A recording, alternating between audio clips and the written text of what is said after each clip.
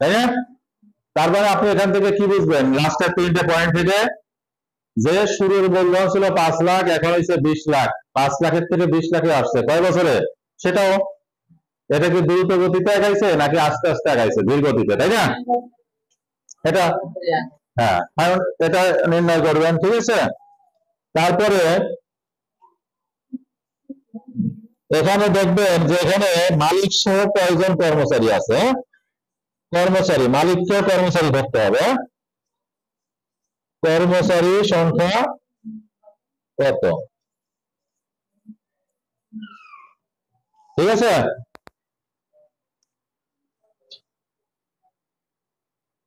এখন যদি মনে করেন মুরগির ফার্ম হয়, তাহলে মুরগি উঠে বিক্রি করতে কয় মাস লাগে? 3 মাস 4 মাস যাই হোক, তাই না? তাহলে তার একটা আয় ব্যয় হিসাব নিয়ে আসতে হবে, কথা বুঝছেন? আয় মানে কি বলেন তো? আয় মানে কি? বিক্রি করে যে টাকা আসবে সেটাই আয়, ঠিক আছে? আয় কত, তারপরে ব্যয় কত? ব্যয় মানে কি? যে টাকা চলে যাচ্ছে। আর লাভ মানে? লাভ ক্ষতি মানে?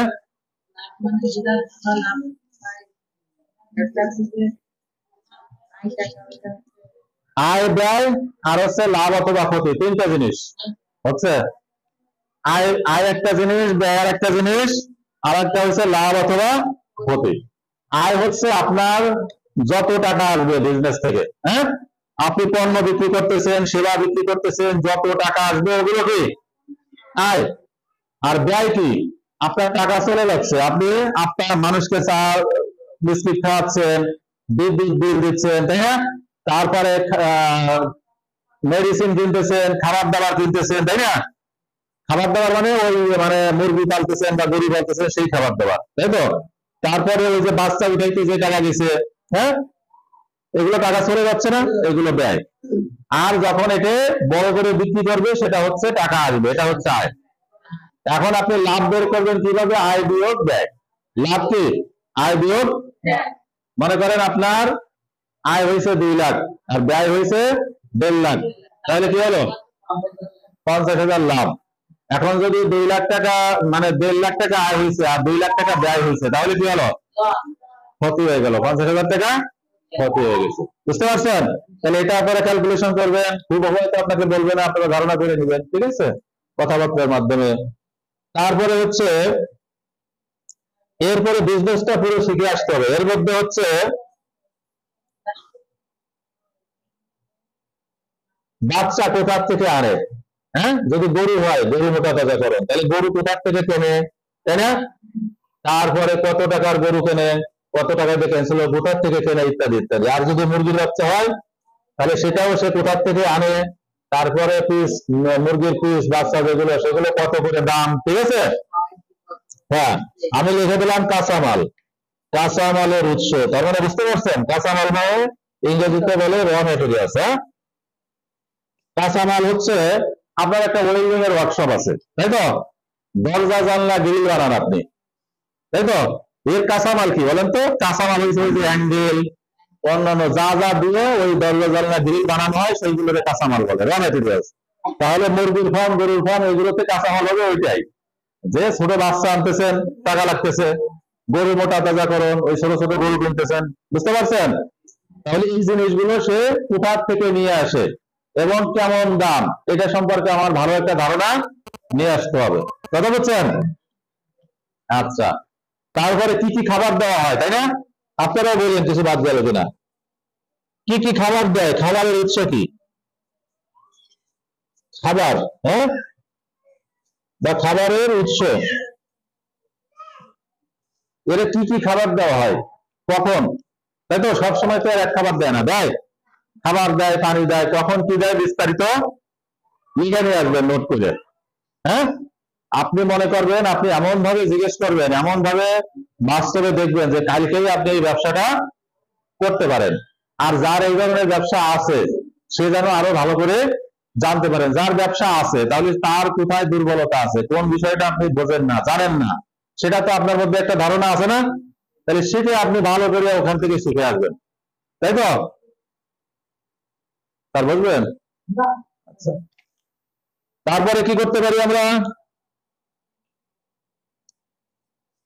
আচ্ছা, খাবারের উৎস কোথায় সেটা আমরা ইয়া করবো। তারপরে আছে এখানে কিছু মেডিসিন প্রয়োগ করতে হয়, তাই কিনা?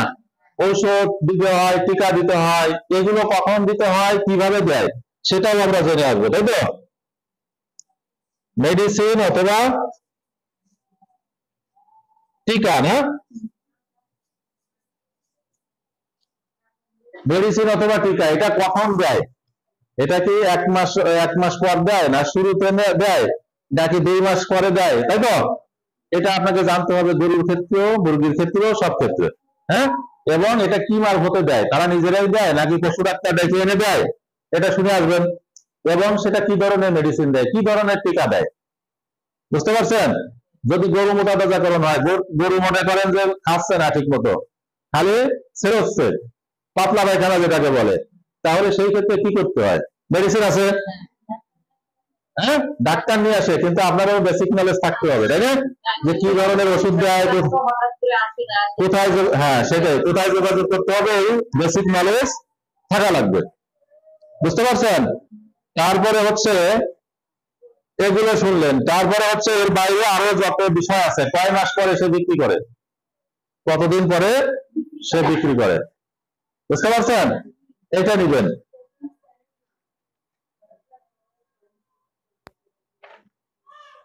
এই প্রত্যেকটা জিনিস আমি 10টা লিখছি, 11তে মনে করেন কতদিন পরে বিক্রি করে, সেটা গরু হোক, মুরগি হোক, মাছ হোক, ঠিক আছে?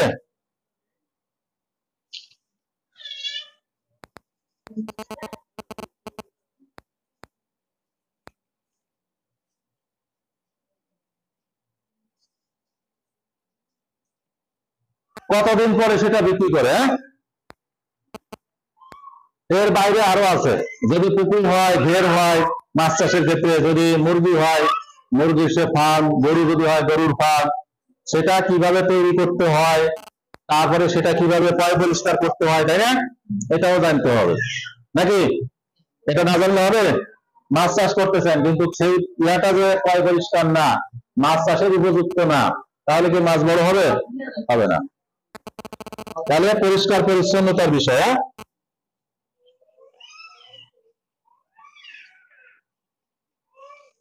পরিষ্কার পরিচ্ছন্নতা।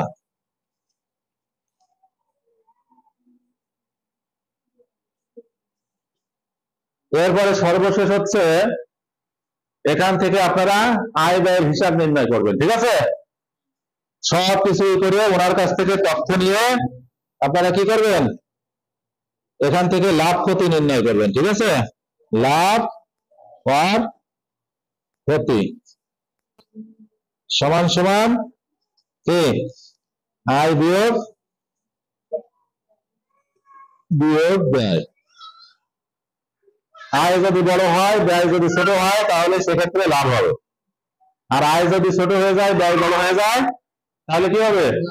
লাভ হবে। বুঝতে পারছেন?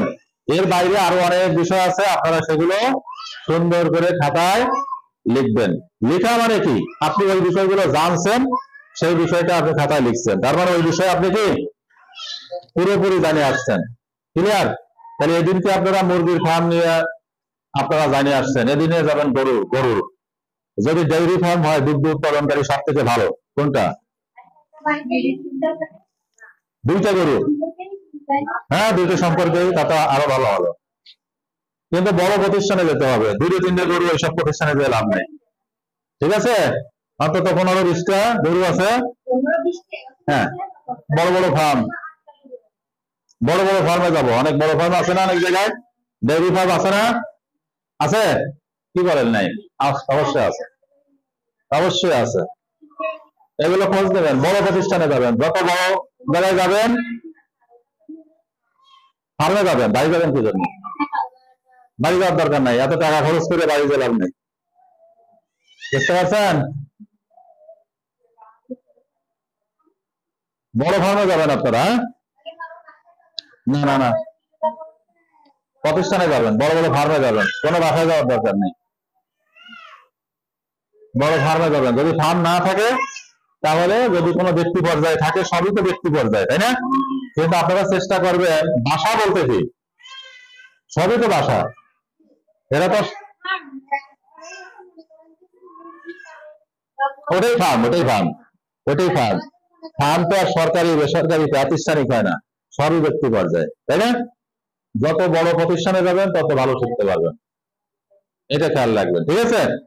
এই ধরনের প্রতিষ্ঠানে আপনারা যাবেন। তাহলে আমি কিন্তু পরবর্তীতে আসার পরে এই যে যেটা ফিল্ড ভিজিট করলেন, এটা আপনারা ক্লাস শেষ হয়ে গেলে বাসার থেকে এই জিনিসগুলো লিখে নিয়ে আসবেন। হ্যাঁ, এই জিনিসগুলো সবাই লিখে নিয়ে আসবেন। লিখে নেওয়া মানে কি, বাসায় বসে যদি আপনি এটা প্র্যাকটিস করেন, অনেক বিষয় আপনার মধ্যে কি জানতে পারবেন। আপনার মেমোরি, একটা মেমোরি আছে না, মেমোরি কিন্তু এই মাথা, এই মেমোরিতে সেভ হয়ে থাকবে, ঠিক আছে? অনেকদিন পর্যন্ত মনে রাখতে পারবেন যখন লিখবেন আপনি। এবং কালকে যখন এই বাসায় যে লিখতে পারবেন, তখন দেখবেন যে অনেকগুলো বিষয় আপনার জানা নাই, কারণ আপনি তো লিখে নিয়ে আসেন নাই। তাহলে কালকে এসে কি করবেন, 10 মিনিট আপনারা আপনারা কি করবেন, এই বিষয়গুলো এখানে বসে আলোচনা করবেন, ঠিক আছে? যে জানে এটাকে কি বলে গুরুপর, ঠিক আছে? দলীয় কাজ এটা করবেন, তাহলে দেখবেন যে যে যে বিষয় জানতেছেন না আরেকজন জানতেছে, তার কাছ থেকে জানতে পারবেন। হ্যাঁ, ফাহিমা আপা, বুঝতে পারছেন? এটা করতে হবে। আচ্ছা, আমরা আজকের ক্লাসে যাই। আজকে কি আছে? আজকে হচ্ছে আমাদের, আমরা জীবন দক্ষতা নিয়ে আলোচনা করতেছি, তাই না? এর আগে আমরা শিখছি কি, লিডারশিপ। লিডারশিপ কি আলোচনা হয়েছে না? লিডারশিপ বলতে পারবেন তো? কবে রয়েছে?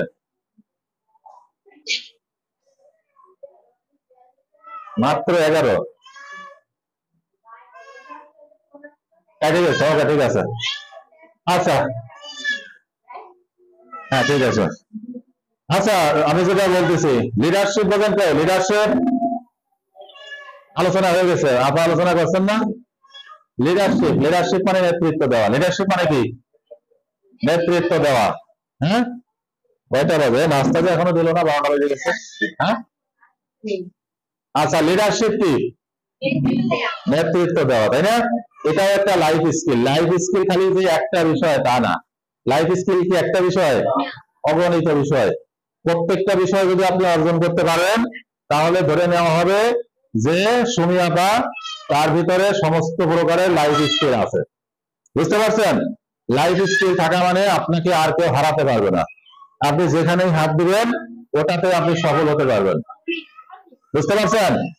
আপনি যে কাজে হাত দিবেন, সেখানেই কি সফল হতে পারবেন। হ্যাঁ, এ বসে একটু শোনেন।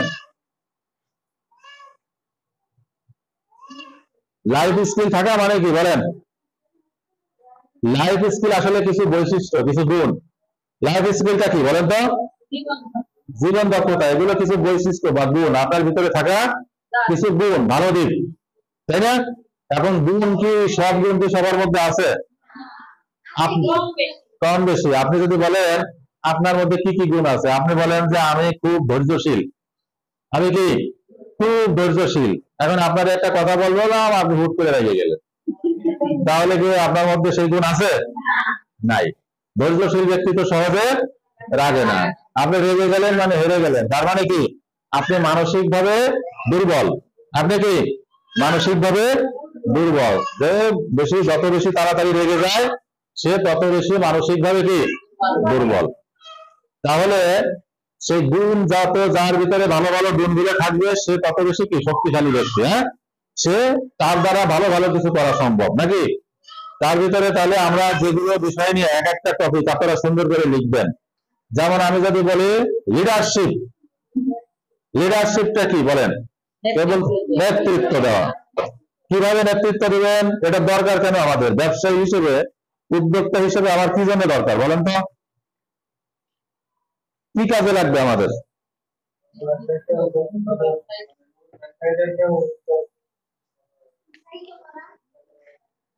তার মধ্যে আমরা যে ব্যবসাটা নিয়ে উদ্যোগ নিব, ওনার এই বিষয়ে দক্ষতা থাকা লাগবে, যে আমাদের যদি ঠিকভাবে নেতৃত্ব দেয়।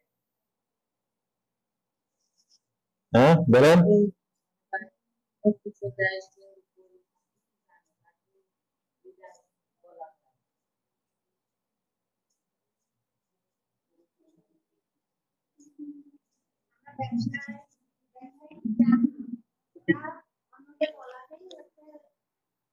লিডারশিপ, ভালো আলোচনা, ভালো শিখতে পারেন না। লিডারশিপ, নেতৃত্ব দেওয়া, ভালো একজন নেতা হতে হবে। ঠিক আছে? আপনি মনে করেন আপনার পরিবার একজন ব্যক্তি চালায়, চালায় না? একজন তো চালায়, উনি হচ্ছেন ওই পরিবারের লিডার। হ্যাঁ, উনি হচ্ছেন আব্দুর রহিম, আব্দুল করিম, বাকি আনোয়ারা আপা। আনোয়ারা আপা হচ্ছে তার পরিবারের কি লিডার। এখন আনোয়ারা আপা যদি ভালো ব্যক্তি হয়, দক্ষ ব্যক্তি হয়, তাই না, তাহলে তার পরিবার ভালোভাবে চলবে। বুঝতে পারছেন? দিনকে দিন পরিবার উন্নতি লাভ করবে, তার পরিবারের ছেলে মেয়ে যারা আছে সদস্য তারা উচ্চ শিক্ষিত হবে, তাই না? সব দিক দিয়ে পরিবার আস্তে আস্তে এগোবে। কারণ কি, সে হচ্ছে তার ভিতরে লাইফ স্কিল আছে, সে একজন দক্ষ ব্যক্তি, তার সব কিছু চেনা জানা আছে, তাই না? তাহলে এবং সে হচ্ছে একজন সৎ ব্যক্তি, তার মানে সব দিক দিয়ে সে পজিটিভ। বুঝতে পারছেন? তাহলে সে একজন লিডার, তার নেতৃত্বে ওই পরিবার আস্তে আস্তে কি হবে, ভালোর দিকে যাবে। তদ্রুপ ভাবে একটা সমাজে একজন লিডার থাকে, ইউনিয়ন পরিষদে একজন চেয়ারম্যান আছে, সর্বোপরি যদি আমরা চিন্তা করি যে একজন দেশে একজন কি থাকে, লিডারশিপ আছে, লিডার আছে, আছে না? তাহলে উনি যদি সৎ হয়, প্রথমত কি তাকে যোগ্য হতে হবে, দক্ষ হতে হবে। যদি দক্ষ হয়, যদি সৎ হয়, তাই না, সব দিক দিয়ে সে যদি ভালো হয়, তাহলে কি দেশ উন্নতি লাভ করবে, ভালোর দিকে যাবে। আর যিনি লিডার হয়েছে উনি হয়েছে অসৎ ব্যক্তি। হ্যাঁ, অসৎ ব্যক্তি, দক্ষ না, তার মানে তার আসলে দেশ চালানোর মতো তার মধ্যে কোনো দক্ষতা নেই। তাহলে কি হবে, যদি অসৎ হয় তাহলে দেশ দুর্নীতিতে ভরে যাবে, মানুষজন ঠিক মতো দুবেলা খাইতে পারবে না, তাই না? বাইরের দেশ এসে, হ্যাঁ, বাইরের দেশ আমাদের দেশে এসে হস্তক্ষেপ করবে, দেশ ভেঙে পড়বে, তাই না? এটার মূল কারণ কি, একজন লিডার দক্ষ না, তাই না? আমরা যদি উদাহরণ দিই, দেখেন এই যে মালয়েশিয়ার কথা যদি বলি, ডক্টর মাহাথির বিন মোহাম্মদ ছিল ওই দেশের প্রেসিডেন্ট। তার আগে ওই দেশটা ছিল, ওদের প্রধান জীবিকা ছিল, আয়ের উৎস ছিল মৎস্য আহরণ, মাছ, সমুদ্রের থেকে মাছ আহরণ করতো, সেটা বিক্রি করে তাদের দুই বেলা ভাত খেতে পারতো, তাই না? আমাদের যেমন মেইন উৎস হচ্ছে কৃষি, তাই না? হ্যাঁ, তাহলে ওই দেশটা ওই মাহাথির বিন মোহাম্মদের নেতৃত্বে অনেক উন্নত হয়ে গেছে মালয়েশিয়া। ঠিক আছে? আশেপাশের দেশ থেকে তারা অনেক উন্নত হয়ে গেছে। এটার মূল অবদান হয়েছে একজন লিডার, ডক্টর মাহাথির বিন মোহাম্মদ। ঠিক আছে? এরকম একজন লিডারের নেতৃত্বে কিন্তু সব হয়। আবার একজন লিডারের ভুলের কারণে, একজন অদক্ষ লিডারের কারণে ওই দেশ কি হয়, ধ্বংস হয়ে যায়। তদ্রুপ ভাবে আমি বোঝানোর সাথে বললাম যে আপনার পরিবারটাকে যদি আপনি সুন্দরভাবে পরিচালিত করতে চান, তাহলে আপনার যিনি পরিবারটা চালাচ্ছে উনি যদি ভালো হয়, উনি যদি দক্ষ হয়, উনি যদি সৎ হয়, তাই তো, তাহলে আপনার পরিবার দিনকে দিন ভালোর দিকে যাবে, তাই না? আর যদি মনে করেন যে একজনে বলতেছে, আমি স্পষ্ট শুনতে পেলাম, তার বাড়ির ভাষায় একজন জিজ্ঞেস করতেছে, তোর বর কি করে রে, বাদাম নিয়ে কি করে, ডাইরেক্ট এরকম বলছে, বাদাম নিয়ে। তার মানে কি, বাদাম নিয়ে মানে কি, কাজ কাম করে না, তাহলে কি ওই পরিবার কি ঠিকভাবে আগাবে? আগাবে না। তদ্রূপভাবে আমরা বলতে পারি যে আমি একজন ব্যক্তি, আমার নিজের লিডারও আমি নিজে, তাই না? আমি মনে করেন কোনো সমস্যায় পড়ে গেছি, আমি 5 জনের কাছ থেকে মতামত নেবো, তাই তো, পরামর্শ নেব, কিন্তু নিজের জীবনের যে ডিসিশন, সিদ্ধান্ত, সেটা আমাকে নিজেকেই নিতে হবে। বুঝতে পারছেন? এটাকেই বলে লিডারশিপ। প্রত্যেকটা ক্ষেত্রে একজন লিডার থাকতে হবে। দাঁড় নৌকা, নৌকার একটা দাঁড় থাকে না পিছনে, ওই দাঁড় যেদিকে ঘুরাবে নৌকা সেদিকে যাবে। এখন দাঁড় যদি নৌকায় না থাকে, তাহলে কি নৌকা গন্তব্যে যাবে? তাহলে যেখানে লিডার নাই, সেটা হচ্ছে দাঁড়বিহীন নৌকার মতো। বুঝতে পারছেন? তাহলে ওই নৌকা গন্তব্যে যাবে না। এটাকে আমরা বলতেছি লিডারশিপ। তাহলে এখন আমাদের জন্য কিভাবে লিডারশিপ দরকার? আপনি হচ্ছেন একজন উদ্যোক্তা, একটা ব্যবসা প্রতিষ্ঠানের মালিক, নাকি? তাহলে আপনি যখন প্রতিষ্ঠান চালাবেন, আপনার 2 জন 4 জন 5 জন কর্মচারী যখন হবে, তাই না, তাদেরকে আপনার সঠিক দিক নির্দেশনা দিতে হবে না? আপনার একজন দক্ষ ব্যক্তি হিসাবে আপনাকে সবসময় প্রতিষ্ঠানের মালিক বিবেচনা করা যাবে না, চিন্তা করা যাবে না। আপনাকে সবসময় চিন্তা করতে হবে আপনি ওই প্রতিষ্ঠানের একজন কর্মচারী, অন্য 5 জনের মতো আপনি একজন কর্মচারী। বুঝতে পারছেন? এবং আপনাকে কখনো বস সুলভ আচরণ করা যাবে না, বস আর লিডার। বুঝতে পারছেন? এই জন্য আমাদের বস যিনি আছে ওনারা বলতেছে যে স্যার আপনার মধ্যে কিছু বৈশিষ্ট্য আছে। কি বৈশিষ্ট্য? আপনাকে বস মনে হয় না, ঠিক আছে, আপনাকে মনে হয় একজন লিডার। তা কি বলো? তা বললাম যে বস যদি হতেন তাহলে আপনার সাথে আমরা এই যে ফ্রিভাবে যে কথাবার্তা বলি, তারপরে অনেকগুলো বিষয় বুঝি না, বারবার এসে আপনার কাছে আমরা জিজ্ঞেস করতেছি, আপনি সুন্দর করে হাসি মুখে আবার বুঝাই দিচ্ছেন, হ্যাঁ, তারপরে আমাদের সাথে একই সাথে বসে খাচ্ছেন দাচ্ছেন, একইভাবে চলাফেরা করতেছেন, সবকিছু করতেছেন, ঠিক আছে। এইগুলো হচ্ছে একজন লিডারের গুণাবলী, ঠিক আছে। এটার কারণে কিন্তু যারা অধীনস্থ কর্মচারী থাকে তাদের মনোবল থাকে অনেক চাঙ্গা, ঠিক আছে।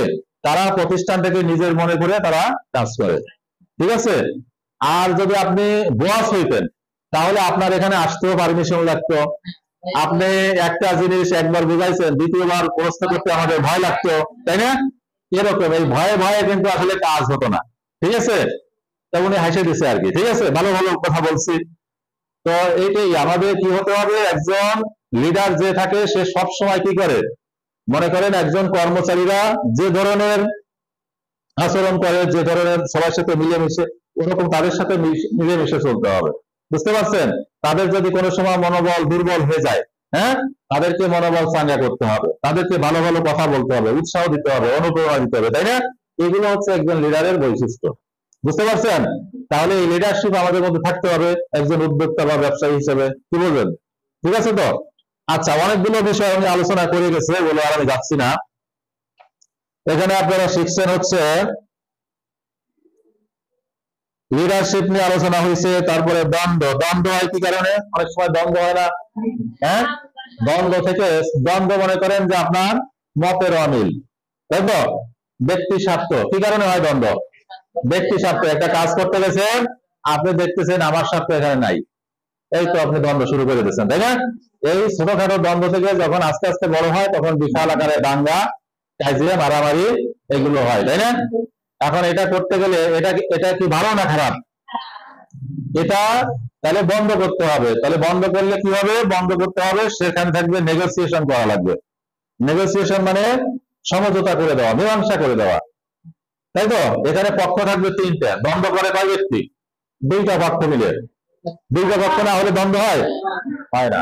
এখন যদি সমঝোতা করে দেওয়া লাগে তাহলে পক্ষ হবে তিনটা, দুই পক্ষ দ্বন্দ্ব আর একজনের সমঝোতা। এখন সমঝোতা যে করে দেবে তার ভিতরে কয়েকটা বৈশিষ্ট্য থাকা লাগবে না?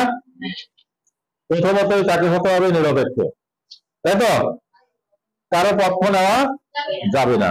তারপরে হচ্ছে তার কথাটাকে আগে অগ্রাধিকার দিতে হবে, আগে শুনতে হবে যে হচ্ছে দুর্বল, বুঝতে পারছেন? কার কথাকে অগ্রাধিকার দিতে হবে? যে দুর্বল, তার কথাটা আগে শুনতে হবে, এরপরে দুই পক্ষের কথা শুনেই তাকে রায়টা দিতে হবে। এক পক্ষ নাই, পলাতক, তাহলে রায় দেওয়া যাবে না, কারণ যে পলাতক তারও কিছু বক্তব্য আছে না? হতে পারে অন্য কারণে এসে পলাইছে, ঠিক আছে। তাহলে কিছু বৈশিষ্ট্য নিয়ে এইভাবে আপনাদের একটা সমাধান করে দিতে হবে, তাই তো।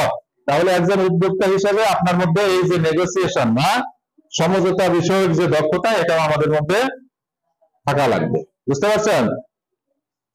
তারপরে যদি আমরা মেইন পয়েন্ট গুলো বলে যাই, টিমে কাজ করা, টিম ওয়ার্ক, আমাদের দলীয় ভাবে কাজ করতে হবে, তাই না?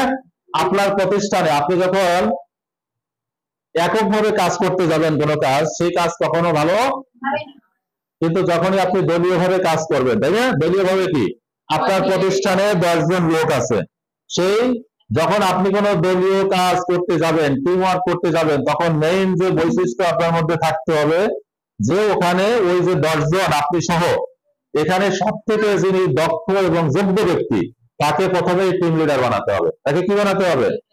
Team leader. এবং সেই টিম লিডারের কথা অনুযায়ী সবাই কাজ করতে হবে, ঠিক আছে। এখন টিম লিডার কিভাবে কি করবে? প্রথমেই সে টিম লিডার হয়ে যে কাজটা করবে, পুরো কাজটাকে সে ভাগ করে দেবে। বাকি যে 9 জন মেম্বার আছে, সদস্য আছে, তাদের মধ্যে ভাগ করে দেবে। এখন কিভাবে ভাগ করবে? যে যে কাজটা ভালো বোঝে বা যে তাকে সেই কাজ দিতে হবে, বুঝতে পারছেন? মনে করেন একটা অফিস, এই যে ইসের থেকে, এখান থেকে 5-7 জনের একটা টিম অফিসের, এরা ঢাকায় যাবে মিটিং করতে, হ্যাঁ, মিটিং করতে যাবে। এখন পথ আছে একটাই, বিকল্প কোনো রাস্তা নেই। এখন যেতে যেতে দেখতেছে একটা ছোট একটা পোল আছে, মাঝখান থেকে ভাঙ্গা, ওরা কিন্তু একটা গাড়ি নিয়ে যাচ্ছে, বুঝতে পারছেন? পোল হচ্ছে ভাঙ্গা, এখন সেই ভাঙ্গা পোল ওদের গাড়ি নিয়ে তাদের কিন্তু সময় মতো হাজির হতে হবে। এখন কি করবেন বলেন? মাঝখান থেকে ভাঙ্গা, বিকল্প কোনো রাস্তা নাই, কিন্তু বস বলতেছে যে কোনো প্রোগ্রামে আসতে হবে। আচ্ছা যাই হোক, ওরা ডিসিশন নিল যে এই যে মাঝখানে যে অংশটুকু ভাঙ্গা আছে পুরোটা মেরামত করা তো সম্ভব না, কিছুটা করে আমরা 4 চাকার গাড়িটা কিভাবে বার করে চলে যেতে পারি। তাহলে একজন হলো টিম লিডার, এখন সে পুরো কাজটাকে ভাগ করলো যে এখানে কিছু কাঠ বা এই জাতীয় কিছু লাগবে, পুরোটা না দিলেও 4টে দুই পাশে 2টে চাকা কিভাবে পার করা যায়, ঠিক আছে? তাহলে একজন আছে ওখানে টেকনিক্যাল পার্সন, ইঞ্জিনিয়ার, ঠিক আছে? ইঞ্জিনিয়ারের দায়িত্ব দিল যে তুমি এস্টিমেট করো এখানে কি কি লাগবে, তাই তো? তারপরে একজন আছে ওখানে হিসাব রক্ষক, অ্যাকাউন্টেন্ট, অ্যাকাউন্টেন্টে কি দিল যে তুমি হিসাব নিকাশ করো এইগুলো আশেপাশের বাজার থেকে কয় টাকা কি দিয়ে এগুলো কিনে আনা যায়, তাই না? তারপরে বাকি যারা আছে যে কেউ এই কাজটা ভালোভাবে করতে পারে, ঠিক আছে, লেবারগিরি, তাদেরকে সেই কাজ দেওয়া হলো। এটা কে দিল? টিম লিডার কাজ থেকে ভাগ করে দিচ্ছে, ঠিক আছে? এবং দেখা গেল যে যাকে যেভাবে কাজটা দিছে, যে যে কাজে পারদর্শী সে সেইভাবে কাজটা কিন্তু সুন্দরভাবে করে ফেলছে, গাড়িটা কি করলো পার করে চলে গেল।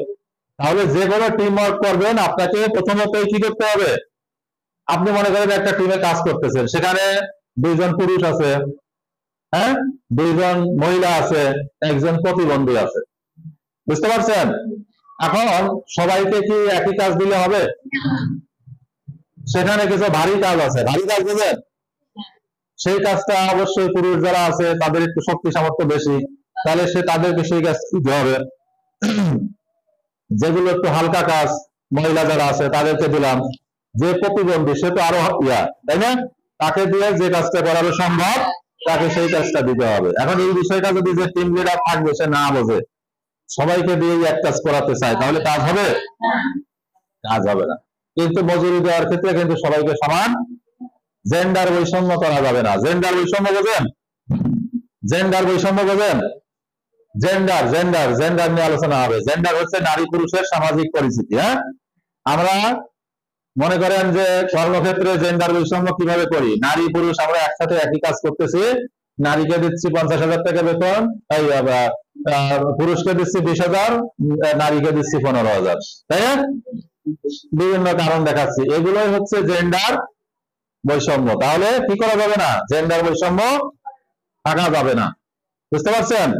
আচ্ছা, তাহলে বুঝতে পারলেন যে যে কোনো কাজ আমরা যদি এককভাবে না করে যদি দলীয় ভাবে করি, তাই তো, সেই কাজটা অবশ্যই কি কম সময়ে করা যাবে এবং তার কোয়ালিটিটাও ভালো হবে, বুঝতে পারছেন? তাহলে শর্ত হচ্ছে কি, অবশ্যই একজন টিম লিডার সেখানে থাকা লাগবে, দক্ষ। সেই টিম লিডার যে যে কাজ ভালো বোঝে তাকে দিয়ে সেই কাজটা ভাগ করে দিয়ে সেভাবে করাতে হবে, ঠিক আছে? এটা কি বলে আমরা টিম ওয়ার্ক বা দলীয় কাজ। আমরা এখানে দলীয় কাজ করছি না? অনেক করছি।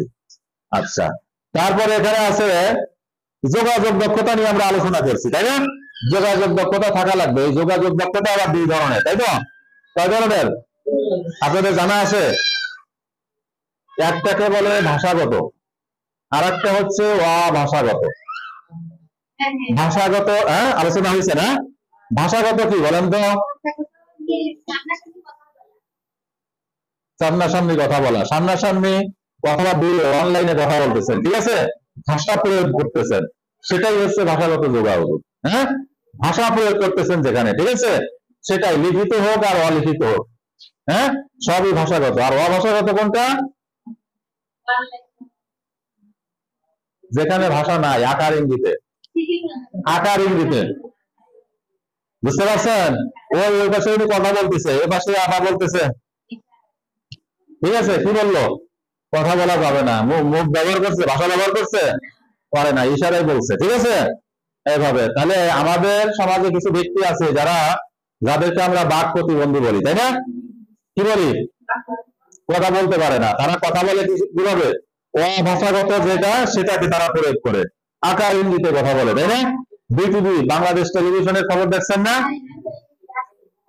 হ্যাঁ, একজনের খবর পড়তেছে আর একজনে হাত পাও নাড়াচ্ছে, ঠিক আছে, ওই ভাষাটা কিন্তু ওরা ভালো বোঝে, আমি আর আপনি বুঝি না, কিন্তু বুঝি বুঝি না। আচ্ছা, তারপরে কি আছে, তাহলে এই স্কিল আমাদের মধ্যে থাকতে হবে, ভাষাগত অভাষাগত দুই ধরনের স্কিলই আমাদের মধ্যে থাকতে হবে। সম্পর্ক ব্যবস্থাপনা, এই যে সম্পর্ক ব্যবস্থাপনা, সম্পর্ক কিভাবে তৈরি হয় বলেন তো? একে অপরের সাথে পরিচয়ের মাধ্যমে, তাই না? এই যে এখানে 20 জন আসছেন, ইতিপূর্বে কেউ কাউকে হয়তো চিনতেন না, এখানে আসছেন, একসাথে ক্লাস করতেছেন, কথাবার্তা হচ্ছে, এর মাধ্যমে আপনাদের কি হচ্ছে? সম্পর্ক হচ্ছে, পরিচয় হচ্ছে, তাই না? এই সম্পর্ক মনে করেন যে আজকে থেকে যদি 5 বছর পরেও দেখা হয়, তখনও কি মনে পড়বে যখন জায়গায় ট্রেনিং করছিলাম একসাথে, তাই না? এই সম্পর্কটা কি? এটা এক ধরনের নেটওয়ার্ক। আমার হাতে যদি একটা সুতোর গুটি থাকে, কি থাকে? আর একটা দিলাম ওই আপার হাতে, কি আপা? খালেদা আপা। আর এক মাথা গেল কি ভাই? সাজ্জাদ, না? তারপরে আর একটা গেল এই পাশে, আর এক মাথা গেল ফাতিমা আপার হাতে, আর ইয়া গেল শাহানারা আপার হাতে, তাই তো? এরকম প্রত্যেকের হাতে কিন্তু এক একটা প্রান্ত আছে, তাই তো? কিন্তু প্রত্যেকের সাথে কিন্তু পরস্পর সংযোগ আছে, কানেকশন আছে। এখন যদি এটা দেখেন, তাহলে দেখবেন যে একটা পুরো নেটওয়ার্কের মতো, তাই না? এটা হচ্ছে একটা নেটওয়ার্ক, বুঝতে পারছেন? পরস্পরের সাথে, প্রত্যেকের সাথে প্রত্যেকের কানেকশন আছে। তাহলে আপনারও যত বেশি মানুষের সাথে আপনার পরিচয় হবে, যত বেশি মানুষের সাথে সম্পর্ক তৈরি হবে, তত আপনার নেটওয়ার্কটা তত বাড়বে, বিস্তৃতি করবে, তাই না? যেটা হচ্ছে আপনার বিজনেস বা ব্যবসাকে সম্প্রসারণের জন্য বা বড় করার জন্য এটা গুরুত্বপূর্ণ ভূমিকা পালন করবে, ঠিক আছে? আপনি মনে করেন আপনি ছোট ক্ষুদ্র উদ্যোক্তা, আর যিনি বড় উদ্যোক্তা, হ্যাঁ, বড় এই যে দরবেশ বাবা, ঠিক আছে, বিশাল বড় দরবেশ বাবার নাম শুনছেন? হ্যাঁ, কে কে দরবেশ বাবাকে? হ্যাঁ, না, আপনারা কিছুই জানেন না দরবেশ বাবাকে। হ্যাঁ, নাম জানো কি? আপনিও জানেন না? আরে এই যে প্রধানমন্ত্রী উপদেষ্টা ছিল, কি? হ্যাঁ, এই যে দাঁড়িয়ে রেখে বিশাল, এই যে বাংলাদেশের, হ্যাঁ হ্যাঁ, সালমান এফ রহমান, সব থেকে ধনী ব্যক্তি ইনি বাংলাদেশে, এটা জানেন? হ্যাঁ, উনি হচ্ছে সব থেকে ধনী ব্যক্তি, ঠিক আছে? তাহলে ওনার যে নেটওয়ার্ক, মানুষের সাথে যত বড় নেটওয়ার্ক, আপনার নেটওয়ার্ক কি এক? আপনার হচ্ছে ক্ষুদ্র নেটওয়ার্ক, আপনি তো ক্ষুদ্র ব্যবসায়ী। ওনার মতো নেটওয়ার্ক যদি থাকতো তাহলে তো আপনি বড় ব্যবসায়ী হয়ে যেতেন, তাই না? সেটা আর কি। তো যাই হোক, তারপরে আমরা আলোচনা করতে পারি লক্ষ্য উদ্দেশ্য। লক্ষ্য উদ্দেশ্য থাকতে হবে, আপনার যে কোনো কাজে সফল হতে গেলে কি থাকতে হবে? আপনি স্বপ্ন কি জিনিস? স্বপ্ন আর লক্ষ্য কি বলেন তো? ঘুমে দেখা স্বপ্ন কোনো স্বপ্ন না। মনে করেন আপনি সারাদিন চিন্তা করেন যে আমি যদি দেশের প্রধানমন্ত্রী হতে পারতাম, রাতে দেখবেন যে এরকম দেখতে দেখতে একদিন দেখে গেলে দিচ্ছেন আপনি প্রধানমন্ত্রী হয়ে গেছেন। মানে মানুষ যা সারাদিন দেখে চিন্তা করে, রাতের বেলা ওই স্বপ্ন দেখে বেশিরভাগই, তাই না? আচ্ছা, এখন স্বপ্ন হচ্ছে যে স্বপ্ন আপনি দেখবেন, যে স্বপ্ন আপনাকে ঘুমাতে দেবে না, তাই না? আপনি স্বপ্ন দেখতেছেন যে আমি ধনী হতে চাই, আমি হবই, ঠিক আছে? এখন ধনী হতে গেলে আপনাকে লক্ষ্য নির্ধারণ করতে হবে। কি করতে হবে? লক্ষ্য নির্ধারণ করতে হবে। দিয়ে